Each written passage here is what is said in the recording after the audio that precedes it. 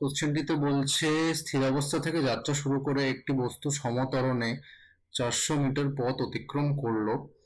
অর্ধেক সময়ে বস্তুটি কত পথ অতিক্রম করেছে এবং কত শতাংশ সময়ে বস্তুটি অর্ধেক পথ অতিক্রম করবে।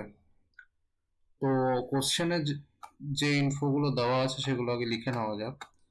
কোশ্চেনে বলছে স্থিরাবস্থা থেকে যাত্রা শুরু করে একটি বস্তু সমত্বরণে 400 মিটার পথ অতিক্রম করে।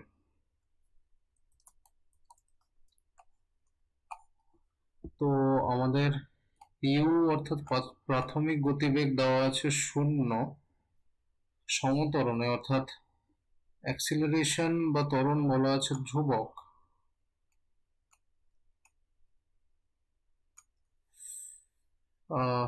এবং অতিক্রান্ত পথ এস বলা আছে 400 মিটার। তাহলে আমরা গতীয় সমীকরণ লাগিয়ে ফেলতে পারি।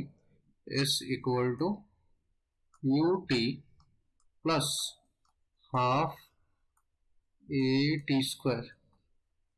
যেহেতু এখানে ইউ শূন্য, এই পোর্শনটা শূন্য হয়ে যাবে, তো এস চলে আসবে half a t square.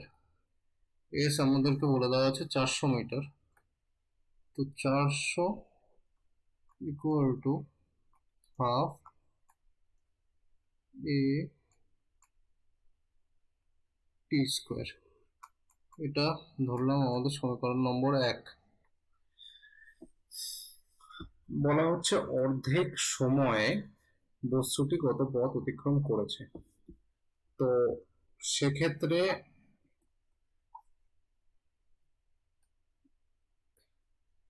Equation যেটা লাগবে সেটা হলো, ধরা যাক অর্ধেক সময় বস্তুটি এস ড্যাশ পথ অতিক্রম করেছে। সুতরাং s dash equal to u t plus half a t by two square.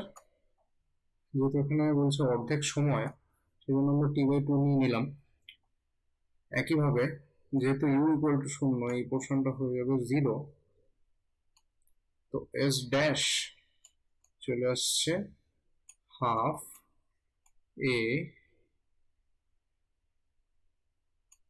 T by two এর হোল স্কোয়ার। এটা হচ্ছে আমাদের সমীকরণ নাম্বার 2। তো আমরা যদি সমীকরণ নম্বর 2 কে 1 দিয়ে ভাগ করি, তাহলে সেটা দাঁড়াচ্ছে হচ্ছে এস ড্যাশ বাই 400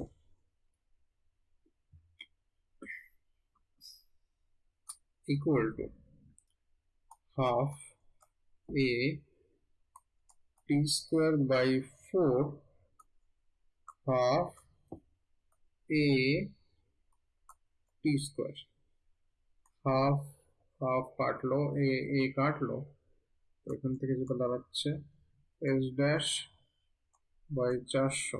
এখান থেকে টি স্কোয়ার দিয়ে টি স্কোয়ারও কেটে যাচ্ছে উপরে, তো এস ড্যাশ বাই 400 দাঁড়াচ্ছে হচ্ছে 1/4। এখান থেকে এস ড্যাশ দাঁড়াচ্ছে হচ্ছে 400/4 ইকুয়াল টু 100 মিটার।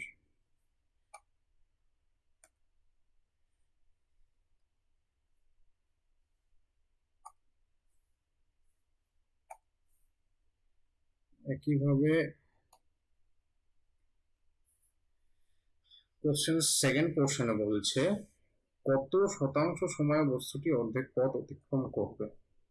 ধরে নিলাম বস্তুটি টি ড্যাশ সময়ে অর্ধেক পথ অতিক্রম করবে, তো সেক্ষেত্রে গতীয় সমীকরণটি হবে এস বাই টু। যেহেতু অর্ধেক পথ অতিক্রম করছে, আমরা এস বাই টু নিয়ে নেব, UT plus half a T dash square, যেহেতু আমরা টি ড্যাশ এখানে ধরে নিয়েছি, অর্ধেক সময় সরি অর্ধেক পথ টি ড্যাশ সময় অতিক্রম করবে বস্তুটি, সুতরাং টি ড্যাশ আমরা এখানে বসিয়ে দিলাম সমীকরণটিতে। h/2 কত? 400/2। একইভাবে যেহেতু ইউ শূন্য, প্রাথমিক গতিবেগ শূন্য, তাই এই পোর্শনটা শূন্য হয়ে যাবে, এটা দাঁড়াবে half a T dash square. এখান থেকে চলে আসবে 400/2 হয় 200 equal to half a T dash square. এটাকে আমরা বলে দিলাম সমীকরণ নাম্বার 3। আচ্ছা, তো এবার আমরা 1 নম্বর সমীকরণ দিয়ে 3 নম্বর সমীকরণকে ভাগ করব।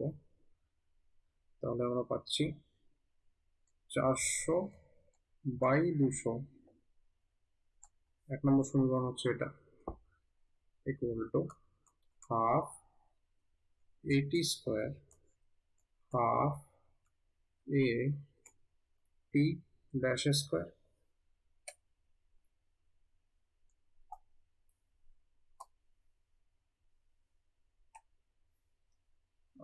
হাফ হাফ কেটে যাচ্ছে, এ কেটে যাচ্ছে,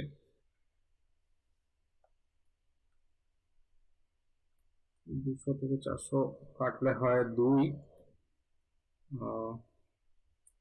তাহলে টি বাই টি ড্যাশের হোল স্কোয়ার আসছে হচ্ছে 2।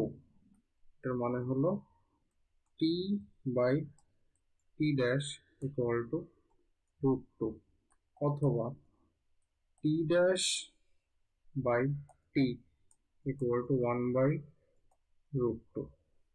1/√2 এর ভ্যালু হচ্ছে 0.707। আচ্ছা, টি বাই টি ড্যাশটা কি? T by T sorry T dash by টিটা হলো যত সময় বস্তুটি অর্ধেক পথ অতিক্রম করবে আপন টোটাল সময়, মানে টোটাল সময়ের ভগ্নাংশ। এর সাথে যদি আমরা 100 দিয়ে গুণ করি, তাহলেই আমরা পেয়ে যাব পার্সেন্টেজ সময়, যেটা হবে 0.707 ইন্টু 100।